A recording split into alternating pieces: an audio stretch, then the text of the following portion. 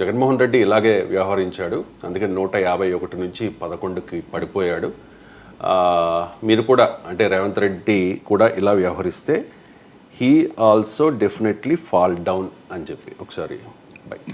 From 151 is become thing. Jagannath Reddy also did the same thing in Andhra Pradesh. What happened to him? From 151 is become 11.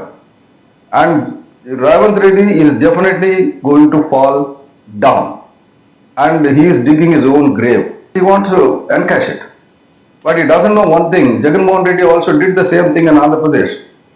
What happened to him? From 151 is become 11. And Ravant Reddy is definitely going to fall down. And he is digging his own grave. He wants to encash it. ఆయన గోయ ఆయనే తవ్వుకుంటూ ఉన్నారు అని చెప్పి. ఇప్పుడు Allu Arjun Pushpa 2 Sanjay incident ఆధారంగా తెలంగాణ ప్రజలు తీర్పులు చెప్పరు. అందువల్ల తెలంగాణ ప్రజలు ప్రభుత్వాలను తీర్పు చెప్పడానికి ఈ సంఘటన ఆధారంగా తీర్పులు చెప్తారా? ఇప్పుడు దీన్ని ఎన్కాష్ చేసుకుంటున్నాడు అని ఆయన ఆరోపణ. దీన్ని ఎన్కాష్ చేసుకుంటున్నాడు.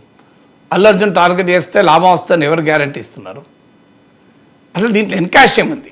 ఇప్పుడు దీన్ని బట్టి తెలంగాణ ప్రజల మూడు డిసైడ్ అవుతుందా? ఈ ఎన్నికల్లో ఓడిపోవడం అంటావా? మరి 2014లో 105 సీట్లు ఇచ్చిన ప్రజలు చంద్రబాబు నాయుడుకు 23 సీట్లు ఇచ్చాను. మరి దానికి ఏం చేశాడు? ఇట్లాంటి ఏం చేశాడు చంద్రబాబు నాయుడు ఏ తప్పు చేశాడని చెప్పి 23కి ఇచ్చాను నాకు చెప్పండి. ఇలాంటి అల్లు అర్జున్ లాంటి సినిమా యాక్టర్ల మీద అటాక్ చేస్తేనే 105 నుంచి 23 పడిపోయిందా? మరి కేసీఆర్ది 88 నుంచి 39 పడిపోయింది. ఏంటి ఇలాంటివి చేస్తేనే పడిపోయిందా? బ్రహ్మాండంగా సినిమాలో సన్మానాలు కూడా చేశారు కదా కేసీఆర్. ప్రపంచ తెలుగు మహాసభలప్పుడు లైన్ కట్టి వీళ్ళందరూ పొగడలేదా? మనం చూడలేదా కేసీఆర్? మామూలుగా పొగిడారా కేసీఆర్? వీళ్ళందరినీ పొగడలేదా? సినిమా హీరోలు అందరినీ ఉద్యమ సమయంలో ఆంధ్ర వాళ్ళని టార్గెట్ చేసి తెలంగాణ వచ్చాక వాళ్ళకు బ్రహ్మాండమైన సన్మానాలు చేసి వాళ్ళను కేసీఆర్ పొగిడారు, కేసీఆర్ను వాళ్ళు పొగిడారు, కేటీఆర్ను కూడా పొగిడారు వాళ్ళు. నాకు గుర్తు సినిమా హీరోలు అందరూ. సో ఇదంతా జరగలేదా? మరి ఎందుకు కేసీఆర్ 88 39 పడిపోయింది చెప్పండి నాకు. ఇప్పుడు మోడీ ఏం చేశాడని ఇట్లా ఏ సినిమా హీరోని టార్గెట్ చేశాడు 303 నుంచి 240 పడిపోయింది చెప్పండి. సో ఎన్నికల్లో ఓడిపోవడం దానికి అనేక ఫ్యాక్టర్స్ ఉంటాయి.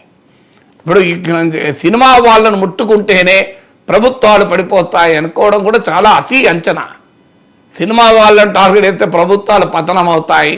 ఎన్టీ రామారావు చంద్రబాబు నాయుడు టార్గెట్ చేసినాక కూడా 99లో గెలిచాడు కదా మీకు, అవునా కదా? చంద్రబాబు నాయుడు గెలవలేదా ఎన్టీ రామారావు పైన? ఎన్టీ రామారావు నుంచి పార్టీ విడిపోయాక చంద్రబాబు నాయుడు నాయకత్వంలోని తెలుగుదేశమే కదా నిలబడ్డది, ఎన్టీ రామారావు నిలవలే కదా.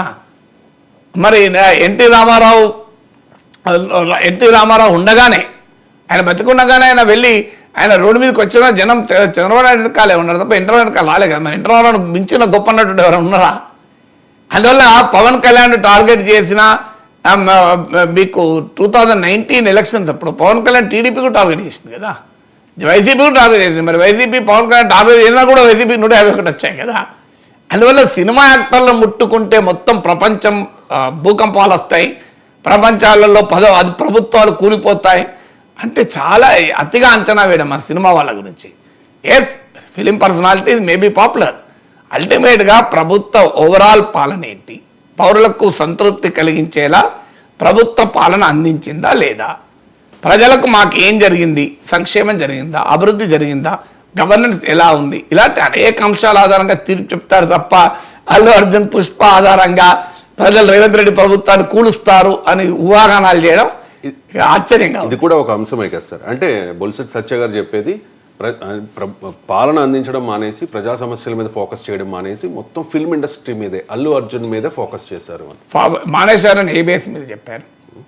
ఏ బేస్ మీద మానేశారని చెప్పారు నాకు చెప్పండి.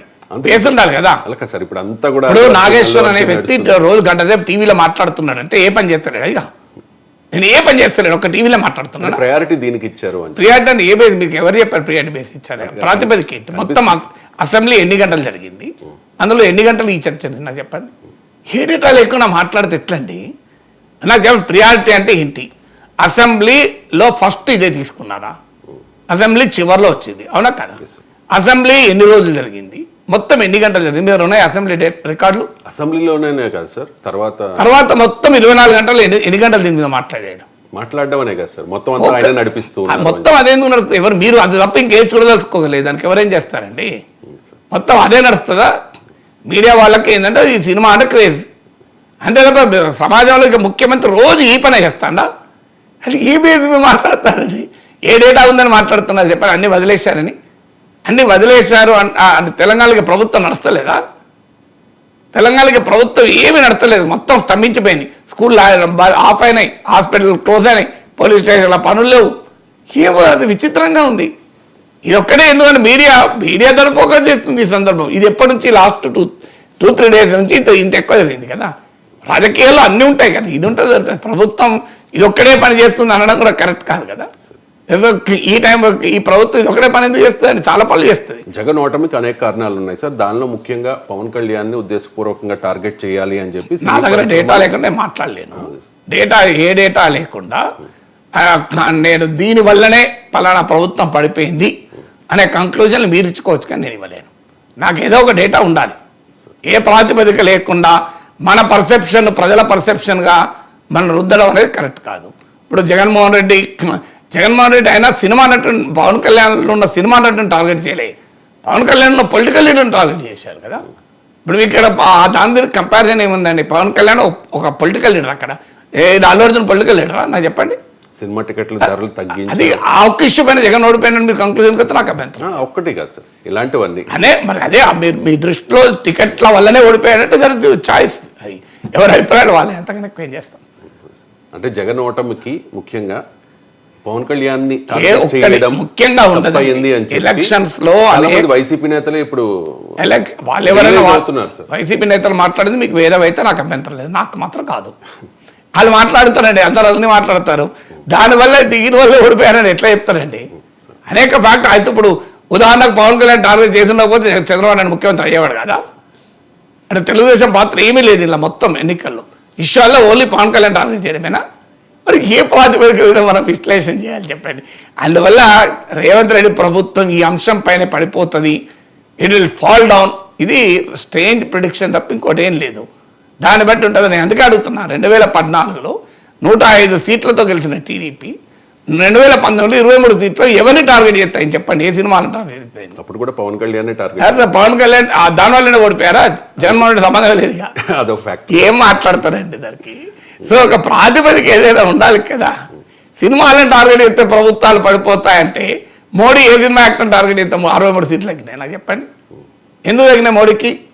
మరి పోనీ కేసీఆర్ ఏ సినిమా యాక్టర్ని టార్గెట్ చేస్తున్నా చెప్పండి? మరి ఎందుకు తగ్గిన ఆయనకు 88, 39కి? వేరే ఫ్యాక్టర్స్, అనేక ఫ్యాక్టర్స్ ఉంటాయి. అందువల్ల ప్రజలు ఈ ఒక్క అంశం పైన ఆధారంగానే తీర్పులు చెప్తారనుకుంటే అంతకన్నా అమాయకత్వం ఇంకోటి లేదు.